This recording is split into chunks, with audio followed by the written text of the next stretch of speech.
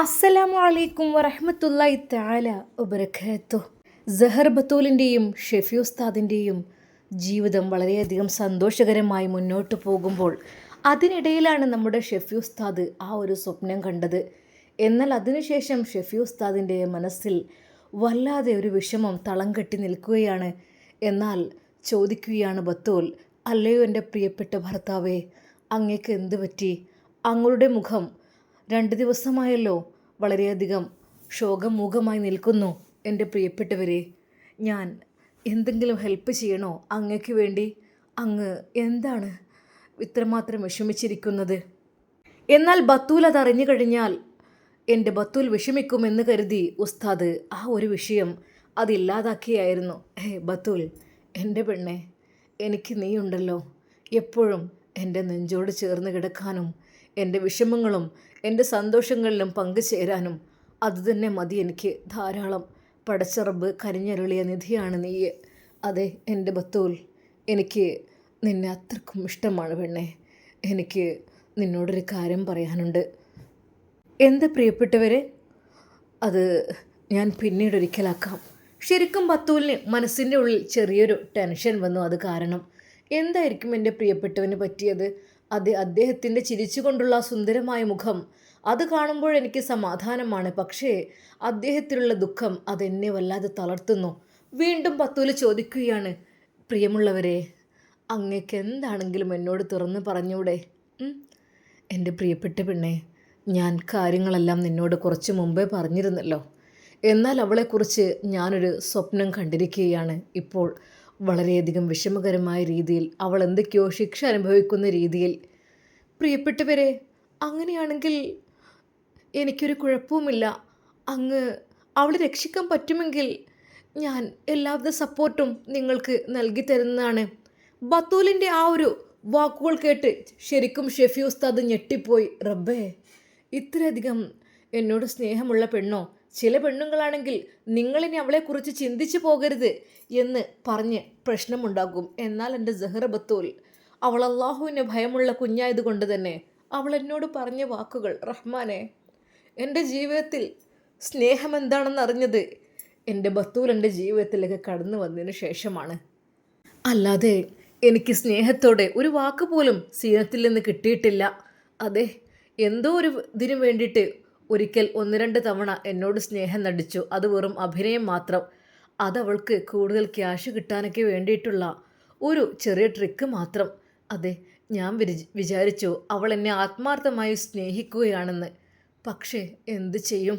സാരമില്ല, അള്ളാഹു എനിക്ക് ഏറ്റവും കൂടുതൽ സ്നേഹമുള്ളവളെ എനിക്ക് നീ തന്നല്ലോ റബ്ബേ. എൻ്റെ പ്രിയപ്പെട്ടവരെ, ഷെഫി ഉസ്താദിനെ അങ്ങനെയായിരുന്നു അവൾ വിളിച്ചിരുന്നത്, സ്നേഹത്തോടെ. എൻ്റെ പ്രിയപ്പെട്ടവരെ, അങ്ങക്ക് എന്ത് വിഷമമുണ്ടെങ്കിലും ഞാൻ അതിൽ പങ്കാളിയായിരിക്കും. നിങ്ങളുടെ സന്തോഷത്തിലും ദുഃഖത്തിലും ഞാൻ നിങ്ങളുടെ കൂടെ ഉണ്ടായിരിക്കും. അതെ, അതിനുവേണ്ടി നമ്മളെക്കൊണ്ട് എന്തെങ്കിലും ചെയ്യാൻ കഴിയുമോ? ബത്തൂൽ, അവൾ ശിക്ഷ അനുഭവിക്കുന്നതായിട്ട് ഞാൻ സ്വപ്നം കണ്ടു.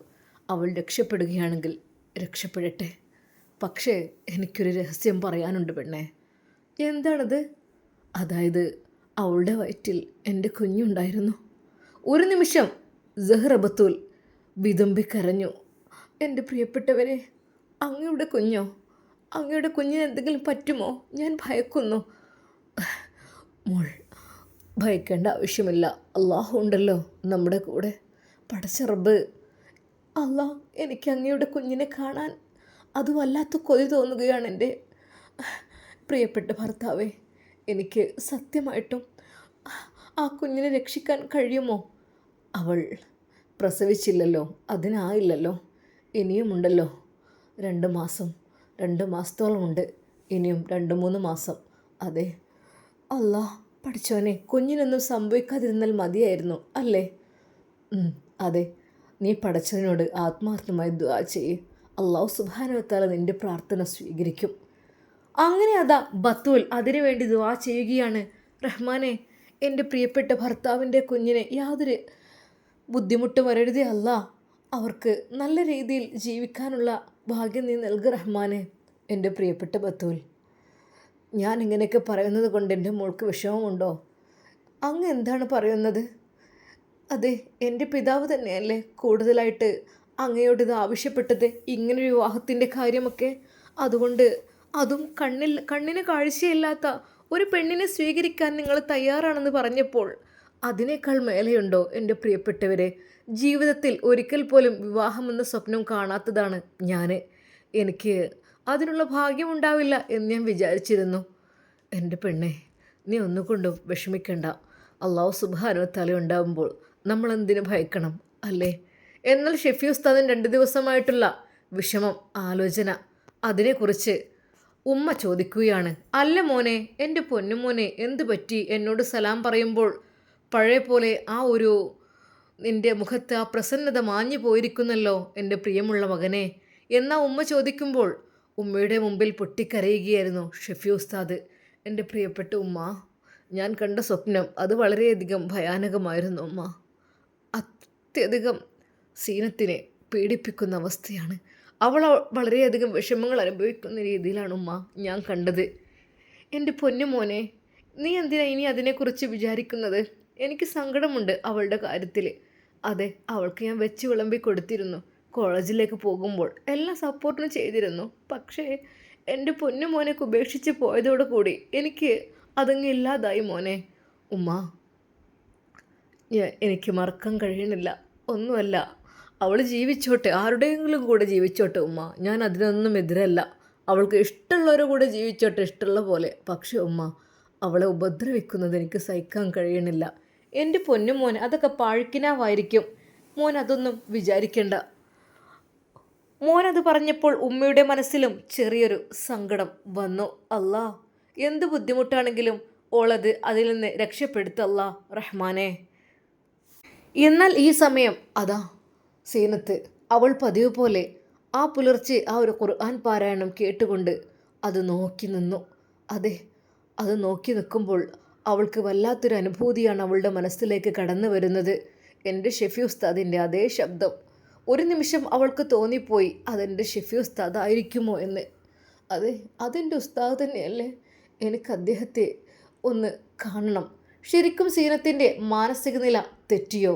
അതെ, അവൾക്ക് തോന്നുകയാണ് അതെൻ്റെ ഉസ്താദാണെന്ന്, അതെൻ്റെ ഷെഫി ഉസ്താദാണ്, എന്നെ നേർമയിലേക്ക് നയിച്ച, എൻ്റെ നേർവഴിയിലേക്ക് നയിച്ച ഷെഫി ഉസ്താദ് തന്നെയാണ് അത്. അല്ലാതെന്ത്? അല്ലാതെ ഈ പുലർച്ചെ സമയം അദ്ദേഹത്തിൻ്റെ മധുരമായ ഖുർആൻ പാരായണം എൻ്റെ ചെവിയിൽ എങ്ങനെ വന്ന് പതിക്കാനാണ്? അതെ, അത് തന്നെയായിരിക്കും അത്. അവൾ ഉറക്കെ ഒന്ന് വിളിക്കണമെന്ന് തോന്നി. ആ ജനാലയിലൂടെ അവൾ അത് നോക്കിക്കൊണ്ടിരുന്നു. എന്നാൽ അവൾക്ക് എങ്ങനെയെങ്കിലും അവിടെ നിന്ന് അദ്ദേഹത്തിൻ്റെ അരികിൽ, അദ്ദേഹത്തിൻ്റെ ആ കൊച്ചു കുടിലിൽ ഒന്ന് എത്തിപ്പെട്ടാൽ മതിയായിരുന്നു എന്നുവരെ തോന്നിപ്പോവുകയാണ്. എൻ്റെ പ്രിയപ്പെട്ട ഷെഫി ഉസ്താദെ എന്നാണ് അവൾ വിളിക്കുന്നത്. അതെ, എൻ്റെ ഉസ്താദിൻ്റെ അതേ ശബ്ദം. പക്ഷേ പിന്നീട് വേഷം മാറി അദ്ദേഹം കൃഷിപ്പണിയിലേക്ക് മുഴുകുമ്പോൾ അതെ, ആ മാതാവ് അദ്ദേഹത്തിനുള്ള കഞ്ഞി കൊണ്ടുപോയി കൊടുക്കുന്ന ആ ഒരു കാഴ്ച, അതൊക്കെ കാണുമ്പോൾ മനസ്സിൻ്റെ ഉള്ളിൽ വല്ലാത്തൊരു കുളിർമ. ഒരു നിമിഷം അവൾ ഓർത്തുപോയി, ആ കുടുംബത്തിനിടയിൽ എനിക്ക് ജീവിക്കാൻ ഒരു അവസരം ലഭിച്ചിരുന്നെങ്കിൽ ഒരു പക്ഷേ അവരെന്നെ രക്ഷിക്കുമായിരിക്കും എന്ന്. എന്നാൽ അവൾ അയാളെ തന്നെ നോക്കിക്കൊണ്ടിരുന്നു. ഒരു നിമിഷം അയാൾ ആ കൃഷിയിടത്തിലിരുന്ന് കഞ്ഞി കുടിക്കുകയാണ്. കഞ്ഞി കുടിക്കുമ്പോൾ അറിയാതെ അയാളുടെ നോട്ടം അതെ ആ വലിയ ബിൽഡിങ്ങിൻ്റെ മുകളിലേക്ക് ചെന്നു. അതെ, ഒരു നിമിഷം അയാളുടെ മനസ്സിൽ, പഠിച്ചോനെ, ഒരു പെണ്ണ് എന്നെ ഇങ്ങനെ നോക്കിയിരിക്കുകയാണല്ലോ. റബ്ബേ, ഒരു പെണ്ണ് ഇത്രമാത്രം എന്നെ നോക്കുന്നു, അതും സുന്ദരിയായൊരു പെണ്ണ്. അദ്ദേഹം കണ്ണുകൾ താഴ്ത്തി, റബ്ബേ, ഞാൻ ഒരിക്കലും അത് നോക്കുന്നത് ശരിയല്ല. കാരണം ഞാൻ നോക്കിക്കഴിഞ്ഞാൽ അത് വളരെയധികം മോശമായ പ്രവൃത്തിയായി തീരുമല്ലോ. ഒരിക്കലും റഹ്മാനെ. അദ്ദേഹം കണ്ണുകൾ താഴ്ത്തി. എന്നാൽ ആ ഒരു നോട്ടം അയാൾ കണ്ടതിൽ പിന്നെ അദ്ദേഹത്തിൻ്റെ മനസ്സിൻ്റെ ഉള്ളിൽ എന്തൊക്കെയോ ഒരു അറിയാതെ തോന്നുകയാണ്. അദ്ദേഹം ഭക്ഷണം കഞ്ഞി കുടിക്കുന്നതിനിടയിൽ വീണ്ടും അറിയാതെ അയാളുടെ കണ്ണുകൾ മേലോട്ട്. മുകളിൽ നിന്ന് ഒരു പെൺകുട്ടി അതാ തന്നെ നോക്കിക്കൊണ്ട് കണ്ണീർ വാർക്കുന്ന പോലെ അയാൾക്ക് തോന്നി തുടങ്ങി. അതെ, തന്നെ മാത്രം നോക്കുന്ന ആ പെണ്ണ് ഉമ്മയോട് കാര്യമൊന്ന് പറഞ്ഞാലോ? അങ്ങനെ അദ്ദേഹം കഞ്ഞി കുടിച്ച് ആ പാത്രവുമായി ഉമ്മയുടെ ആ കൊച്ചു കുടിലിലേക്ക് നടന്നു. അവിടെ നിന്നും ശരിക്കും കാണാൻ പറ്റും. അതെ, പക്ഷേ ഈ കൃഷിയിടം ഇവരുടെ ബിൽഡിങ്ങിൻ്റെ തൊട്ടടുത്ത് ആയതുകൊണ്ട് തന്നെ ശരിക്കും അദ്ദേഹത്തിന് അവളെ കാണാൻ പറ്റി. ഉമ്മ, എന്താ മോനെ? മോനെന്താ ഇത്ര പെട്ടെന്ന് കഞ്ഞി കുടിച്ചു വന്നത്? ഉമ്മ, ഞാൻ മോനെ പാത്രം കൊണ്ടുവരാൻ ഉമ്മ വരുമായിരുന്നല്ലോ. അല്ലുമ്മ, പാല് കറക്കലൊക്കെ അത് കൊണ്ടുപോയി എല്ലാവരും. മോനെ, ഇന്ന് അങ്ങ് കൊണ്ടുപോയി കൊടുത്തില്ലേ? മോനെ കുറച്ചുകൂടി ബാക്കിയുണ്ടല്ലോ. പിന്നെ 2 പേര് വന്ന് കൊണ്ടുവരുന്നു. ഓ ഉമ്മ, എനിക്ക് ഒരു കാര്യം പറയാനുണ്ട്. എന്താ മോനെ? ആ ബിൽഡിങ്ങിലുമ്മ ഭയങ്കരമായ ഒരു കരച്ചിലും ഒച്ചപ്പാടൊക്കെ കേൾക്കാറുണ്ടല്ലോ. ആ മോനെ, എന്താ ചെയ്യുക? നമ്മളിവിടെ വന്ന് ഈ ബിൽഡിംഗ് ഉണ്ടാക്കിയത് അത് വല്ലാത്തൊരു മോശമായി പോയി. അത് ഏതോ ഒരുത്തന് പെൺകുട്ടികളൊക്കെ കൊണ്ടുവന്ന് അതിനുള്ളിൽ പൂട്ടിയിടുകയാണെന്നോ അവരെ ഉപദ്രവിക്കുകയെന്നോ കച്ചവടത്തിന് വേണ്ടി അവരെ വിൽക്കുകയെന്നോ അങ്ങനെയൊക്കെയാണ് പറയുന്നത് കേട്ടത്. എന്തൊക്കെ തന്നെയാലും വല്ലാത്തൊരു വിഷമായിപ്പോയി. ഈ കുട്ടികളുടെ കരച്ചിലും പിഴിച്ചിലും കേൾക്കുവാനേ ഒഴിവുള്ളൂ. മുകളിൽ നിന്ന് ഒരു കുട്ടി എന്നും സ്ഥിരമായിട്ട് കരയുന്നത് കേൾക്കാറുണ്ട്. മോനെ, എന്താ ചെയ്യുക? ശരീരം വിറ്റ് ജീവിക്കുന്നവരല്ലേ, അവരെക്കുറിച്ച് നമ്മൾ പറഞ്ഞിട്ട് കാര്യമില്ല. എന്താ എൻ്റെ മോൻ അങ്ങനെ ചോദിച്ചത്? അല്ലുമ്മ, ഞാൻ വെറുതെ ഒന്ന് പറഞ്ഞു എന്ന് മാത്രം. അതെ, വിവാഹപ്രായമായ തൻ്റെ മോനും ഒരു പെണ്ണ് വേണം. പക്ഷേ ആ ഉമ്മയ്ക്ക് എന്തെങ്കിലും സംഭവിക്കും, അല്ലെങ്കിൽ ഉമ്മയ്ക്ക് എന്തെങ്കിലും വിഷമമെന്ന് കരുതിയിട്ട് മോൻ അതിനെക്കുറിച്ച് ചിന്തിച്ചിട്ടേ ഇല്ല. ഉമ്മ പറയാഞ്ഞിട്ടല്ല. ഉമ്മ, അത് വേണ്ട, ഞാനും ഉമ്മയും തമ്മിലുള്ള ബന്ധം അതോടുകൂടി നിന്ന് കഴിഞ്ഞാലോ എന്ന് കരുതിയിട്ട് ആ മകൻ അതിലൊന്നും ശ്രദ്ധിച്ചിരുന്നില്ല. കാര്യമായിട്ട് ഉമ്മയെ ഹെൽപ്പ് ചെയ്യുക, കൃഷിപ്പണി കാര്യങ്ങൾ അങ്ങനെയൊക്കെ. എൻ്റെ പൊന്നുമോൻ എന്താ പറഞ്ഞത്? പറഞ്ഞു വന്നതെന്താ? ഉമ്മ, അത് ഒന്നുമില്ല. എത്രയായാലും അവിടെ കഴിയുന്നവരെല്ലാം തെറ്റുകാരായിരിക്കും ഉമ്മ. പൊന്നുമോനെ, പിന്നെന്താ? അതിനു വേണ്ടി അവൻ പിടിച്ചു കൊണ്ട് വരുന്നതായിരിക്കും ഓരോരുത്തർ. പിന്നെ അവിടെ അകപ്പെടുക, പിന്നെ അവരുടെ ജോലി അതായി. എന്തെങ്കിലും തുച്ഛമായ പൈസ കിട്ടിയാൽ കിട്ടി, അല്ലെങ്കിൽ അതൊക്കെ അവൻക്ക് അങ്ങനെയൊക്കെ ആയിരിക്കും. എന്തായാലും ഇതിവിടെ വന്നത് നമുക്കൊരു ബുദ്ധിമുട്ട് തന്നെയാണ്. കരച്ചിലൊന്നും കേൾക്കാൻ കഴിയൂല എൻ്റെ പൊന്നുമോനെ. എന്നാൽ ആ യുവാവിനത് വളരെയധികം മനസ്സിൽ തട്ടുന്ന ഒരു വാക്കായിരുന്നു ഉമ്മ പറഞ്ഞത്. അദ്ദേഹം പതിവ് പോലെ കൃഷിയിടത്തേക്ക് നടന്നു. അദ്ദേഹത്തിൻ്റെ കൃഷിപ്പണികളിൽ മുഴുകിക്കൊണ്ടിരുന്നു. എന്നാൽ അയാൾ ഇടയ്ക്ക് അറിയാതെ ആ ജനാലയുടെ അരികിലേക്ക് നോക്കും. മുകളിൽ നിന്ന് ആ പെൺകുട്ടി എന്നെ ശ്രദ്ധിക്കുന്നുണ്ടോ എന്നറിയുവാൻ വേണ്ടിയിട്ട്. എന്നാൽ ആ സമയം പോയപ്പോൾ ആ കുട്ടി അവിടെ ഉണ്ടായിരുന്നില്ല. കുട്ടി പോയിരുന്നു. രാജേഷ് പോകുന്ന ദിവസം ഇന്നലെയായിരുന്നു. എന്നാൽ അന്ന് അയാൾ പോവുകയാണ്. രാജേഷ് നേരെ അവളുടെ അരികിലേക്ക് ആ ബൂട്ടിൻ്റെ കനത്ത ശബ്ദത്തോടു കൂടി കടന്നു വന്നു. അവൾ പേടിച്ചു വിറച്ചു. ഓ, ഞാൻ പറഞ്ഞ നീ അനുസരിക്കില്ല അല്ലേ? അങ്ങനെയാണെങ്കിൽ അനുസരിപ്പിക്കാൻ എനിക്ക് കഴിയാഞ്ഞിട്ടല്ല, പക്ഷേ എൻ്റെ കോടികളുടെ മുതലിന് എന്തെങ്കിലും പറ്റുമെന്ന് കരുതിയിട്ടാണ്.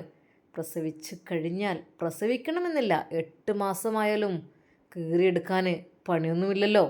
അതിനുള്ള ഡോക്ടേഴ്സ്, കാര്യങ്ങൾ, പോലീസ് ഉദ്യോഗസ്ഥർ എല്ലാം എൻ്റെ കീഴിലുണ്ട്. പണം കൊടുത്താലാണോ ആരെയും കിട്ടാത്തത്? ഒരിക്കലുമല്ല. പക്ഷെ നിന്നെ ഞാൻ ചവിട്ടി കൊല്ലാത്തതിൻ്റെ കാരണം മറ്റൊന്നുമല്ല. അതെ, നിൻ്റെ ആ വയറ്റിൽ കിടക്കുന്ന എൻ്റെ കോടികളുടെ സ്വത്ത് മാത്രമാണ് ഞാൻ ലക്ഷ്യമിടുന്നത്. അതുകൊണ്ട് വേണ്ടി മാത്രമാണ് നിനക്ക് ഇത്രയും സൗകര്യമുള്ള മുകളിലത്തെ റൂം ഒരുക്കി തന്നതും. പക്ഷേ നീ നന്ദികേട് കാണിക്കുന്നുണ്ട്. നന്ദികേട് കാണിച്ചാൽ രാജേഷ് വെറുതെ വിടില്ല. പിന്നെ തൽക്കാലം ഞാൻ ഇവിടെയൊക്കെ തന്നെ ഉണ്ടാകും. നല്ലോണം ശ്രദ്ധിച്ച് കഴിഞ്ഞോണ്ടി, ഓക്കെ? എന്താടി നീ നിനക്കെന്താ മൂളാനൊരു മടി? അവളുടെ ആ കവിളിണകൾ അയാൾ അമർത്തി പിടിക്കുന്നു.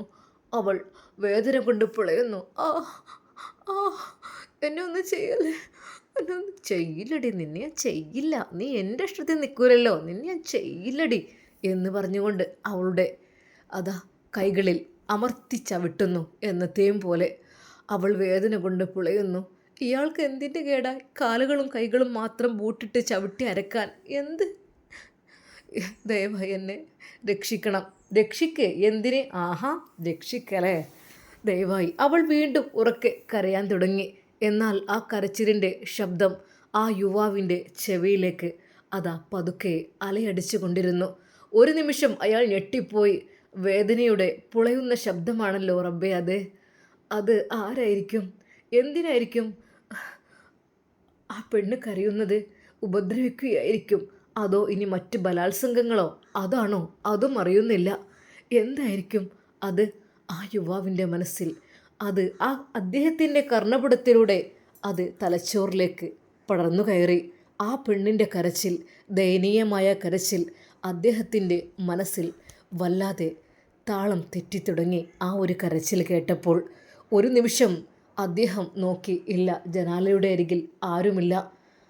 കൈക്കോട്ടും എല്ലാം അവിടെ ഇട്ട് ഉമ്മയുടെ അരികിലേക്കൊന്ന് പോയി പറഞ്ഞാലോ എന്ന് കരുതി യുവാവ്. എന്നാൽ കരച്ചിൽ കൂടിക്കൂടി വന്നു. പതുക്കെ പതുക്കെ അതില്ലാതാകുന്നതും അയാൾ ശ്രദ്ധിച്ചു. ഇന്നാണ് രാജേഷ് പോകുന്നത്. അതെ, അവിടുത്തെ ആ വേലക്കാരി പറഞ്ഞിട്ടുണ്ട്, ഇന്ന് പോകും, 2 ദിവസം കഴിഞ്ഞ് കുട്ടികളെയും കൊണ്ട് തിരിച്ചു വരും. അതിനാണ് എന്ന്. പക്ഷേ ഒരാളോടും പറയരുതെന്ന് അവരുടെ രാജേഷിൻ്റെ ആജ്ഞ. അവർക്ക് പേടിയായിരുന്നു അത് പറയുവാൻ. എന്തൊക്കെ തന്നെയാലും നമ്മുടെ യുവാവിൻ്റെ പേര് ഷമീർ എന്നായിരുന്നു. അത് ഷമീറിന് ആ ഒരു കരച്ചിൽ, അതെ, അത് കേട്ടപ്പോൾ മനസ്സ് വല്ലാതെ അങ്ങ് വെമ്പിപ്പോയി. മനസ്സ് വേദനിച്ചു പോയി. റബ്ബേ, എന്തായിരിക്കും സത്യം? ഏതായിരിക്കും ആ പെണ്ണ്? അതിനെക്കുറിച്ചുള്ള ചിന്ത മാത്രമായിരുന്നു സമീറിന്. ഇൻഷാ അല്ലാ, നമുക്കിതിൻ്റെ ബാക്കി ഭാഗം നാളെ കാണാം. അതുവരേക്കും എല്ലാവർക്കും അസ്സലാമു അലൈക്കും വറഹ്മത്തുള്ളാഹി തആല വബറകാതുഹു.